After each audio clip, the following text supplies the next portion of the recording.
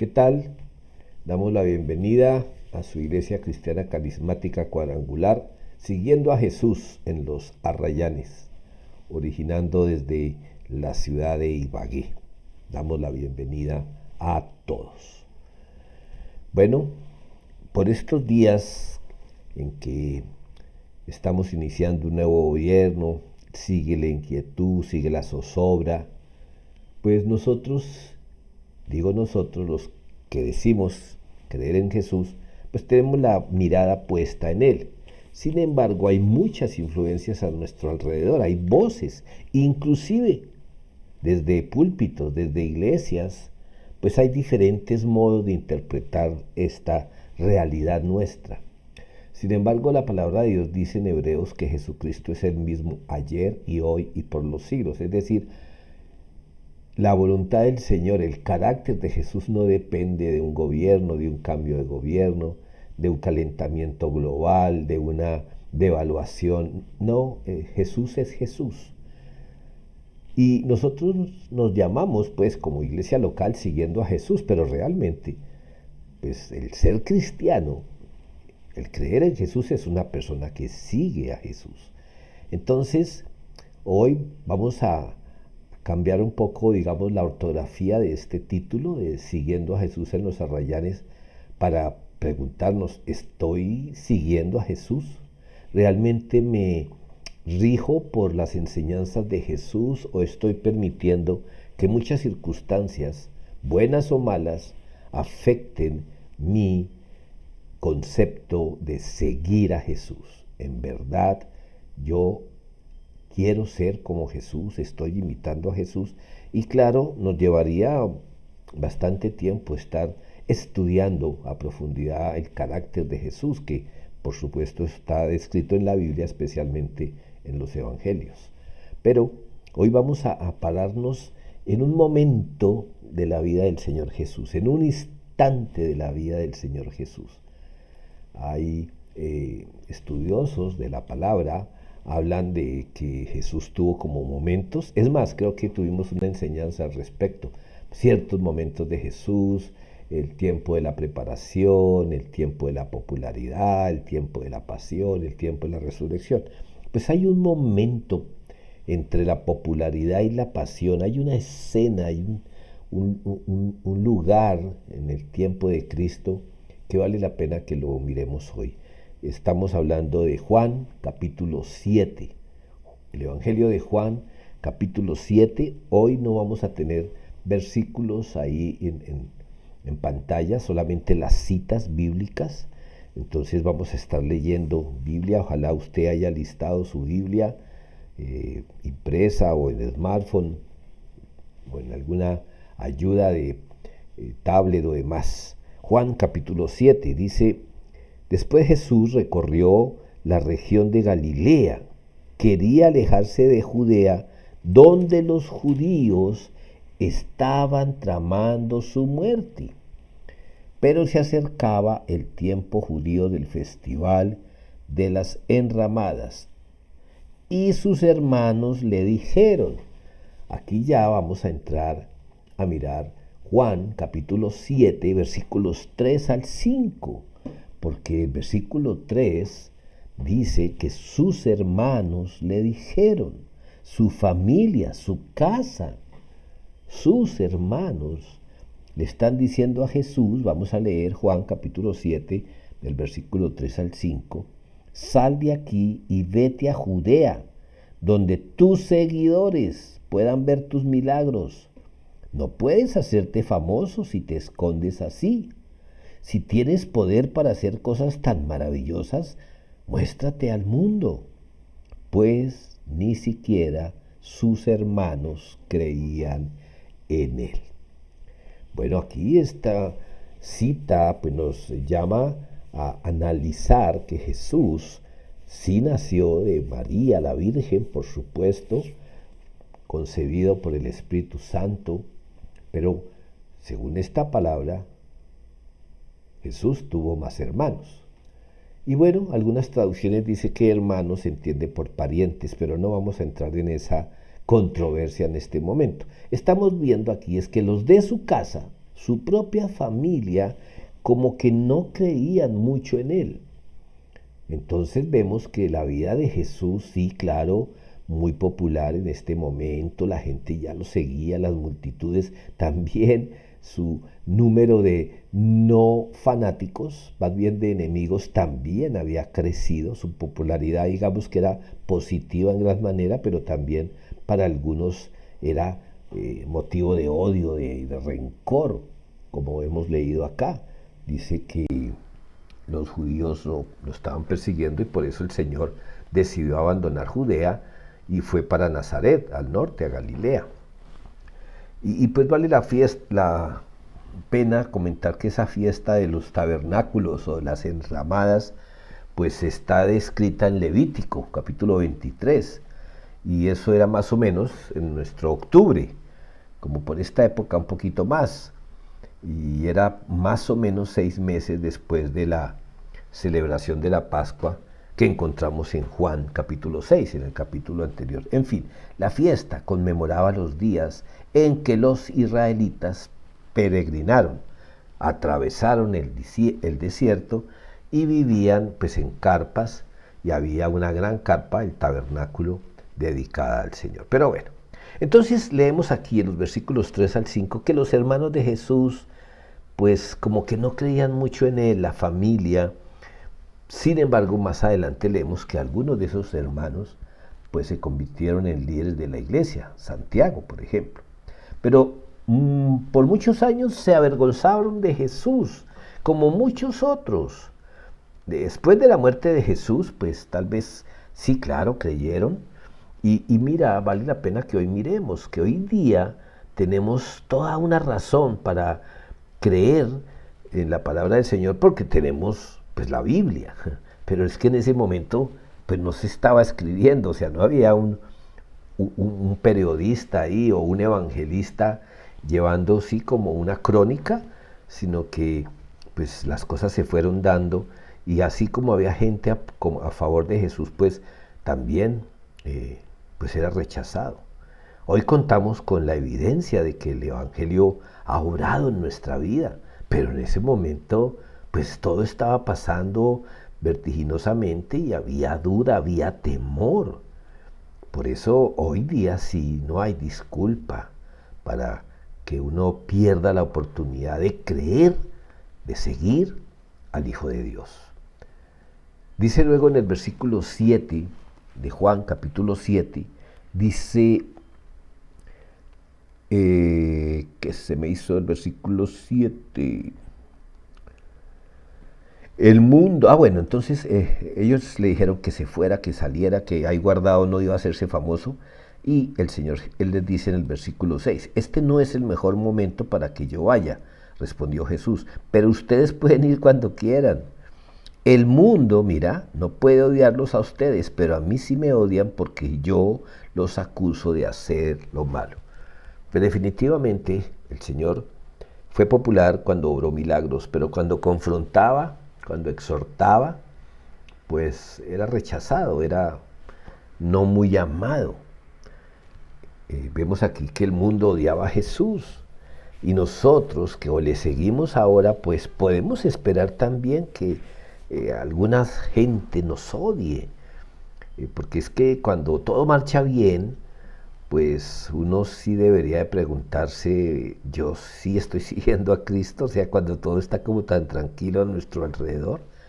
Realmente deberíamos de estar agradecidos cuando la vida transcurre sin dificultad, pero sí debemos asegurarnos de que no sea porque yo estoy guardando silencio, estoy ocultando que yo sigo al Señor.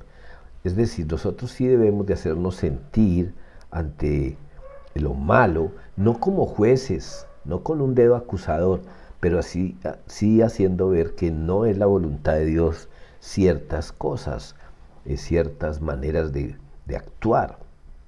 Y más adelante, pues no vamos a leer todo el capítulo, algunos versículos. En el versículo 10 dice que de todos modos sus hermanos fueron al festival, y Jesús también fue y entró al templo, y los invito a que ustedes lean. Él vino y pues uno pregunta, pero ¿por qué estaba como a escondidas? ¿Por qué fue como manejando un bajo perfil, como de incógnito? Bueno, es que los líderes religiosos lo odiaban y muchos estaban rechazando su ministerio. No importaba lo que dijera o lo que hiciera. Y cuanto más enseñaba, mucha gente se incomodaba porque entre sus enseñanzas pues confrontaba la hipocresía de la religión, y por eso más que todos los fariseos pues estaban muy incómodos con las palabras, con la enseñanza de Jesús. Y bueno, pues el Señor vino a cumplir con lo que el Padre eterno le había ordenado. Ahora, pues como todo es para nosotros como ejemplo, como motivación, pues hoy en día contamos algunos con el privilegio de poder predicar, enseñar de la palabra, y a veces pues hay rechazo y nos parece terrible. Pues mira, realmente nosotros no hemos tenido que enfrentar persecución. Uno debería estar más bien como agradecido y aprovechar al máximo las oportunidades que tengamos para compartir del Señor. Repito, pues sí, habrá de pronto un poco de rechazo, hasta de burla, nos ignorarán, pero no estamos siendo de verdad perseguidos ni acosados, como sí en muchas latitudes muchos creyentes están poniendo hasta en riesgo su vida. Yo sí estoy siguiendo a Jesús, pues en ese sentido de tener que hablar cuando tengo que hablar del Evangelio. Y bueno, pues en ese entonces los líderes religiosos pues tenían mucha influencia con mucha gente. Entonces pues así como había gente siguiendo a Jesús porque querían un milagro, porque querían aprender, pues también había gente enviada por esta gente, por los fariseos, buscando cómo poderlo acusar. Pero también había gente que seguía a Jesús, pero no quería que sus autoridades se enteraran. Es decir, uno escuchaba, dice en el versículo 11 del capítulo 7, los líderes judíos lo buscaban durante todo el festival y no dejaron de preguntar a la gente si alguien lo había visto. Y mira lo que dice el 12, se oían muchas discusiones acerca de él entre la multitud. Unos afirmaban, es un buen hombre, mientras que otros decían, no es más que un farsante. ¿Se dan cuenta? Había de verdad como una división en cuanto al análisis de lo que era Jesús, y algunos pensaban que era el Mesías, pero si les preguntaba a un religioso decían, no, es un farsante. ¿Por qué? Porque temían, les daba temor que fuera castigado alguien que se declarara seguidor de Jesús por parte de sus autoridades, que fuera expulsado, por ejemplo, de una sinagoga, o que le limitaran el ingreso al templo. Eso para un judío pues era un castigo muy terrible. En fin, dice en el versículo 13 que todos hablaban, pero nadie se atrevía a hablar bien de él en público por miedo a tener problemas con los líderes judíos. Todos hablaban de Jesús. El temor, escúchame, hoy día puede ahogar nuestro testimonio. Puede que te atrevas a hablar de Cristo en la iglesia, cuando te sientes en ambiente seguro, pero hay momentos en que tú vas a tener que sacar valor y hablar de Jesús, porque mira, en Mateo capítulo 10, Jesús dice que nos reconocerá delante de Dios si nosotros lo reconocemos delante de los hombres. Bueno, wow, esto es para tenerlo en cuenta. Los que procuran conocer la voluntad de Dios y cumplirla, sabremos que Jesús dijo la verdad con respecto a su persona. Sus palabras están anunciadas en la palabra del Antiguo Testamento. Sus palabras no contradicen en las Escrituras. Las palabras de Jesús fueron siempre dando honra y gloria al Padre. Ese es mi discurso, esa es la manera, o yo estoy tratando de maquillar a un Jesús para que sea mejor aceptado ante la sociedad que se resiste a reconocer sus fallas, sus pecados. Jesús sufrió ataques y calumnias. Él, aunque al principio, como leímos, le dijo a sus hermanos que no era el tiempo de ir, pues fue al templo y se paró ahí, en medio de la gente. Dice en el versículo 14 de Juan: entonces en la mitad del festival Jesús subió al templo y comenzó a enseñar. Los presentes quedaron maravillados al oírlo. Se preguntaban cómo es que sabe tanto sin haber estudiado. Y Jesús dio una palabra ahí. Dijo: mi mensaje no es mío, sino que proviene de Dios, quien me envió. Todo el que quiera hacer la voluntad de Dios sabrá si lo que enseño proviene de Dios o solo hablo por mi propia cuenta. Los que hablan por su propia cuenta buscan su propia gloria, pero el que busca honrar a quien lo envió, habla con la verdad, no con mentiras.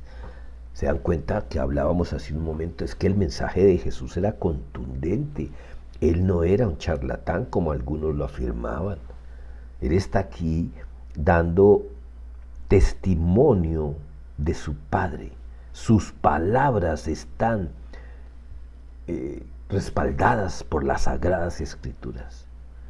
Y estos fariseos se la pasaban tratando de alcanzar la santidad mediante observación de reglas y ¿cómo se llama? Así, protocolos y ceremonias. Y Jesús viene y les dice en el versículo 19, Moisés les dijo, les dio la ley, pero ninguno de ustedes la cumple. De hecho, tratan de matarme. Mira, el Señor no tenía agua en la boca, como decimos nosotros. Ya estamos aquí viendo que el Señor Jesús confrontó cuando tuvo que confrontar, con respeto. A ver, Él no está insultando aquí a nadie, simplemente está diciendo la verdad, con autoridad. Y los judíos se sienten acusados por Jesús, bueno, los líderes judíos, cuando les dice: es que ustedes no cumplen con la ley, cuando para ellos eso era una afrenta, ¿sí? Se sentían confrontados delante del pueblo. Y a pesar de su orgullo y su pompa, pues ni siquiera llegaban a cumplir lo más mínimo, porque vivían, o mejor, sí, vivían lejos de cumplir lo que le pedían al pueblo. Y eso fue algo que el Señor denuncia al decirles: ustedes enseñan, no matarás, sí, la ley. Pero Jesús sabía que ya estaban tramando asesinarle. Por eso Él les dice: de hecho, tratan de matarme. El homicidio, sin duda, pues iba en contra de la ley de entonces, de ahora. Los seguidores de Jesús debieran hacer más de lo que demanda la ley, porque también Jesús dijo que cuando nosotros insultamos a alguien con la lengua es como si usáramos un arma mortal.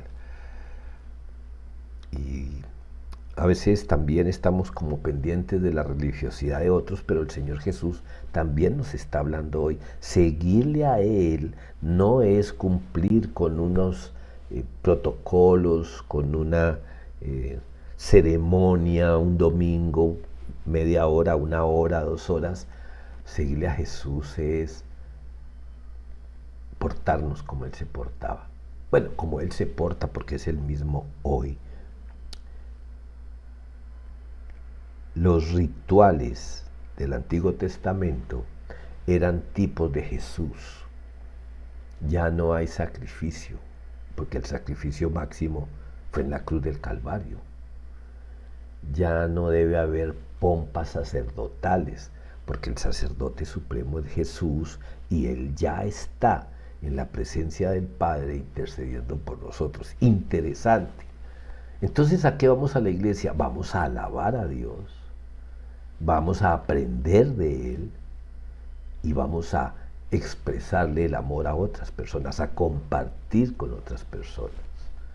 Necesitamos a los hermanos en la fe y los hermanos en la fe nos necesitan.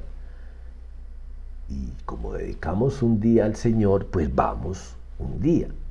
Pero eso es en cuanto al congregarse.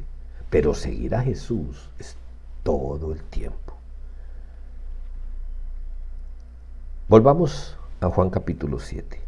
La mayoría de las personas, porque Jesús dice ahí, me van a matar, quieren matarme, pues, ¿cuál fue la respuesta de uno de esos líderes? Estás endemoniado. ¿Quién trata de matarte?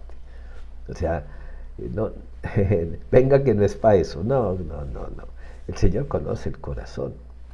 Lo que pasa es que mucha de la gente que estaba ahí, inclusive que estaba espiando a Jesús para acusarlo, no se imaginaban que estos líderes estaban planeando matar a Jesús. Algunos seguramente sí, pero otros no. Entonces, vale la pena como mirar este capítulo que acabamos de ver, estos versículos donde hablan que no es más que un farsante. Estoy hablando del versículo 12. No es más que un farsante. Otros decían, es un buen hombre. Pues mira, en el Evangelio de Juan encontramos, y solo para que tomes nota, no los vamos a mirar todos, pero ahí versículo 12 dice un hombre bueno. También que era un engañador, pero más adelante en el versículo 20 dicen que es un endemoniado. ¿Se acuerda? Mira, estás endemoniado. En versículo 20 respondió la multitud. ¿Quién trata de matarte? La gente no sabía que todos. Y más adelante en el versículo 26 leemos que ya consideran que es el Mesías. Alguien sugiere que puede llegar a ser el Mesías. Y en el versículo 40 del capítulo 7 dice que es un profeta. O sea, la gente decía cosas buenas y malas, verdades y mentiras. Y esto también pues nos debe dar un ejemplo a nosotros hoy día. Y es que siempre van a hablar. La gente va a hablar. Es más, tú y yo somos gente y hemos hablado de la gente. Entonces, ¿por qué molestarnos si nos llegan a nosotros noticias de que están hablando? ¿Bien o mal? Claro, si nos dicen que están hablando bien, pues bueno, nos encanta, ¿no? Lo podemos asimilar, aunque a veces nos hace daño.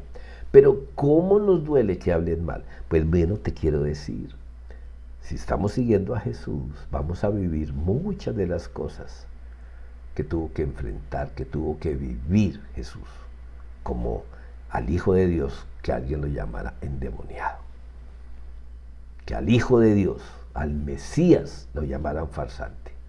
Claro, si decían profeta, si decían un buen hombre, bueno, también aquí hay una enseñanza de lo que significa seguir a Jesús. No es que yo lo diga, es que yo sigo a Jesús, es que soy cristiano. Bueno, decirlo puede ser mucho más sencillo que en verdad llegar a serlo. Y aquí no es para que nosotros estemos mirando a los demás a ver si siguen a Jesús o no. El Señor creo que nos está hablando a todos nosotros para que seamos sinceros, consecuentes y miremos. Porque, claro, si yo preguntara, si pudiésemos tener comunicación directa, para ti, ¿quién es Jesús? Seguramente todos vamos a decir el Hijo de Dios, vamos a decir el Mesías, bueno, en fin, nuestro Salvador. Pero en esos momentos de crisis, en esos momentos de dificultad, de duda, de temor, de angustia, para ti, ¿quién es Jesús? La última opción, el que no te escucha, el Jesús de altares, de templos, que está lejos de mí. Bueno, yo te quiero decir algo hoy día. Es que debemos determinar en nuestro corazón, en nuestra mente, quién es Jesús para nosotros. Porque sabiendo, o mejor, dependiendo de qué decisión tomemos para describir a Jesús en mi corazón, puede determinar consecuencias para mí eternas. O mejor, lo resumo. Mi decisión de enfocar a Jesús en mi corazón y en mi mente como mi Salvador, pues puede tener consecuencias eternas. Mi decisión de considerar a Jesús como un Dios lejano puede determinar consecuencias eternas. Es que es por fe que el justo vivirá. ¿Fe qué? En quién es Jesús, lo que significa seguir a Jesús. El que me provee, bueno, sí, es mi proveedor, pero ¿será ese el Jesús que va a asegurarme la eternidad? El hacedor de milagros, el que resuelve mis problemas, el que me consiente, que todo eso es real. Pero realmente, para mí, Jesús debe ser mi Salvador, el Cordero de Dios que pagó por mí. Y bueno, para esta gente, contradecir a quienes declaraban que Jesús podía llegar a ser el Mesías, pues decían, no, es que las escrituras dicen que Jesús va a aparecer, que el Mesías aparecerá en cualquier momento. Bueno, aquí está la frase que traté ahorita de resumir, qué pena con ustedes. Debemos determinar en nuestras mentes, en nuestro corazón, quién es Jesús para cada uno de nosotros, sabiendo que cualquier cosa que decidamos tendrá consecuencias eternas. Ahora sí, sigo con lo que iba a decir. Esta gente decía, no, pues es que el Mesías iba a aparecer así porque sí, en cambio a este lo hemos visto ya hace mucho tiempo por aquí. Pues mira, eso era ignorancia, porque las escrituras sí anunciaban con claridad de dónde vendría el Señor. Miqueas 5:2, por ejemplo, habla del lugar de nacimiento de Jesús. También, si quieres tomar nota, en Miqueas capítulo 5, versículo 2. Pero ahorita vamos a mirar entonces, perdón que me adelanté por aquí, Juan capítulo 7, versículos 25 al 27. Dice en el versículo 25, algunos de los que vivían en Jerusalén comenzaron a preguntarse unos a otros, ¿no es ese el hombre a quien procuran matar? Sin embargo, está hablando aquí en público y nadie le dice nada. ¿Será que nuestros líderes ahora creen que es el Mesías? Pero ¿cómo podría serlo? Nosotros sabemos de dónde proviene este hombre.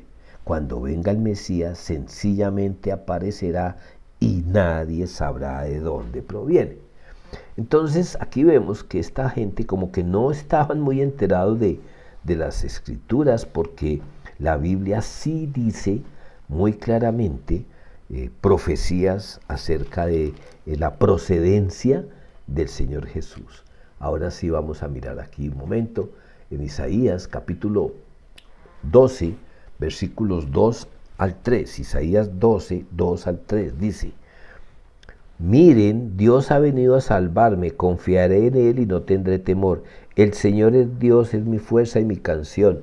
Él me ha dado la victoria. Con alegría ustedes beberán abundantemente en la fuente de la salvación.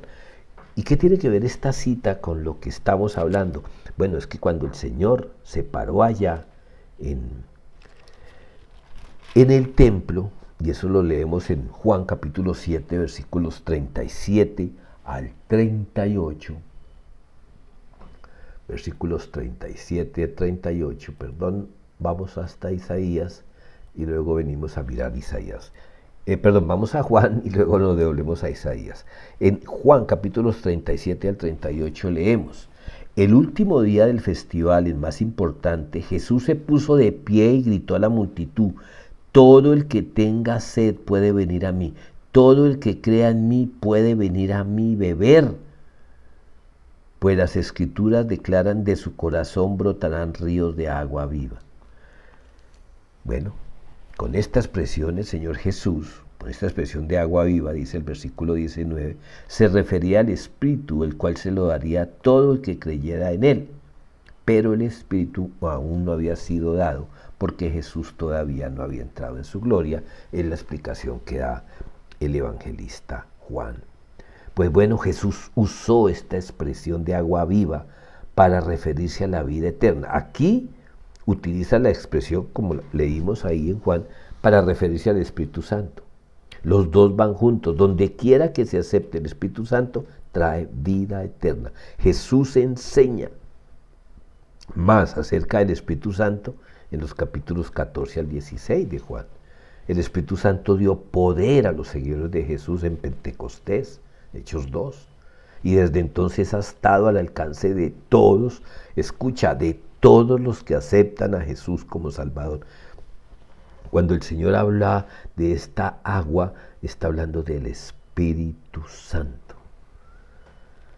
Y ahora sí, damos una mirada a todas las bendiciones generadoras de vida del Mesías, que eran las que estábamos buscando en Isaías capítulos 12, 2 y 3 y en otros dos capítulos.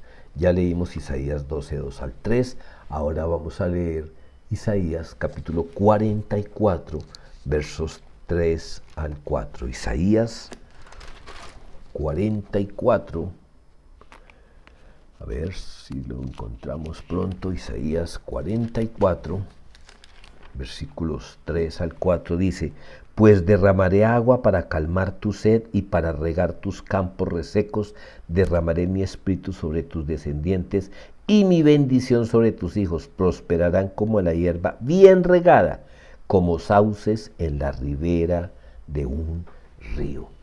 Jesús es el agua viva y venía anunciado desde el Antiguo Testamento de manera profética. Por último, miremos también en Isaías capítulo 58, versículo 11. Isaías 58, 11, dice la palabra del Señor: El Señor los guiará continuamente, les dará agua cuando tengan sed y restaurará sus fuerzas.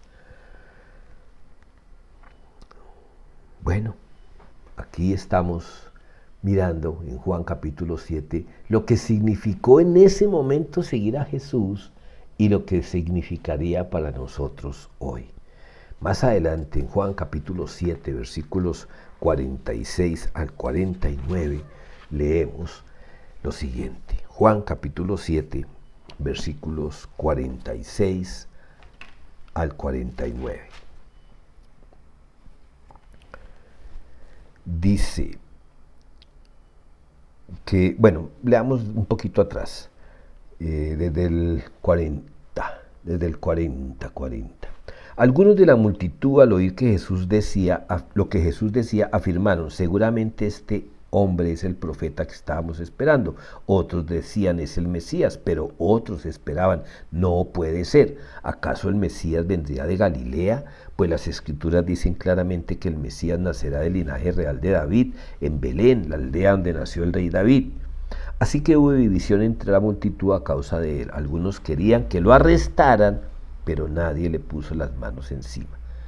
Entonces, pues nosotros sabemos, lógico por la Escritura, que el Señor sí nació en Belén, cumpliéndose la profecía de que nacería en la ciudad de David. Sin embargo, claro, estas personas no conocían esa verdad, porque para ellos Jesús era de Nazaret, Jesús es nazareno, porque fue en Nazaret donde él se crió, fue en Nazaret donde poco a poco lo fueron conociendo, entre otras cosas porque era el hijo del carpintero. Entonces, digamos que no estamos para condenar aquí a la gente que dudó de que Jesús fuera el Mesías, y tampoco estamos para condenar a los que hoy día no lo aceptan, porque no lo conocen. Tenemos que tener sabiduría y ser conscientes de que hemos sido privilegiados en conocer más y más a través de Cristo, como por las Sagradas Escrituras y por lo que ha hecho en nuestras vidas, pero no debemos condenar a personas que se resisten a creer en Jesús simplemente porque no lo conocen, como les pasaba a esta multitud. Pero miren lo que sucede más adelante, dice versículo 45, cuando los guardias del templo regresaron sin haber arrestado a Jesús, porque sus autoridades los habían mandado a arrestarlo, los principales sacerdotes y los fariseos les preguntaron: ¿por qué no lo trajeron? Jamás hemos oído a nadie hablar como él, contestaron los guardias. También ustedes se han dejado engañar, se burlaron los fariseos. ¿Habrá siquiera uno de nosotros, gobernantes o fariseos, que crean en él? Esa multitud tonta que lo sigue es ignorante de la ley. Está bajo la maldición de Dios. Bueno, seguramente a ti te habrán llamado ignorante por creer en Dios. Te habrán llamado incauto por creer en Jesús, por asistir a una iglesia. Y sabes, pues sí, están en un error, pero a veces nosotros también podemos caer en que creemos que somos dueños de la verdad y que los que no están de acuerdo con nosotros son unos necios, unos tontos que los manipulan. Pero la verdad de Dios está al alcance de todos. No seamos egoístas, no seamos tan polarizados como son los líderes religiosos en estos pasajes, porque a veces terminamos, como dice la palabra, siendo como los que juzgamos. Tú que juzgas que haces lo mismo. Yo no voy a entrar en discusiones acaloradas y a veces hasta violentas contra personas que piensan diferente a mí respecto a Jesús. ¿Quién convence? Dice la palabra. ¿Quién convence de justicia, de juicio y de pecado si no es el Espíritu Santo? ¿Quién te convenció a ti? ¿Alguien con mucha elocuencia? Bueno, tal vez el amor de algunos nos trajo a conocer de Jesús, pero realmente quien convence es Dios mismo a través del Espíritu Santo, siguiendo a Jesús. En los últimos versículos del capítulo 7 de Juan se habla de Nicodemo, este líder que fue a escondidas, fue de noche a hablar con Jesús y recibió respuesta a sus interrogantes en cuanto a lo que significaba nacer de nuevo. Y bueno, pues él está ahora ahí reunido con todos estos líderes, Nicodemo, y vale la pena pues darle una leída a los versículos 50 y 52 del capítulo 7, que dice: entonces tomó la palabra Nicodemo, el líder que había ido a ver a Jesús, y les dijo: ¿es legal condenar a un hombre antes de darle la oportunidad de defenderse?, preguntó. ¿También tú eres de Galilea?, contestaron ellos. Estudia las Escrituras y compruébalo tú mismo. Jamás ha salido un profeta de Galilea. Como vemos, cuando uno no quiere reconocer la verdad, pues hasta se disfraza de ignorante. Estas personas sabían, claro, las Escrituras, pero no habían investigado quién era Jesús. No se habían preocupado por conocer a Jesús. Y como les dijo Nicodemo, ya ellos tenían una sentencia sin haberlo escuchado, sin haberle dado la oportunidad de defenderse, aunque Jesús no lo iba a hacer, o no por lo menos para evitar la muerte, porque al fin y al cabo Jesús fue a morir por nosotros. Yo siento que hoy de pronto pues no ha habido como una predicación como lo es habitualmente, pero yo sí te quiero decir algo, y es que se acercan días difíciles y nosotros tenemos que escoger a quién vamos a mostrar. ¿Cuál es el Jesús que estamos mostrando?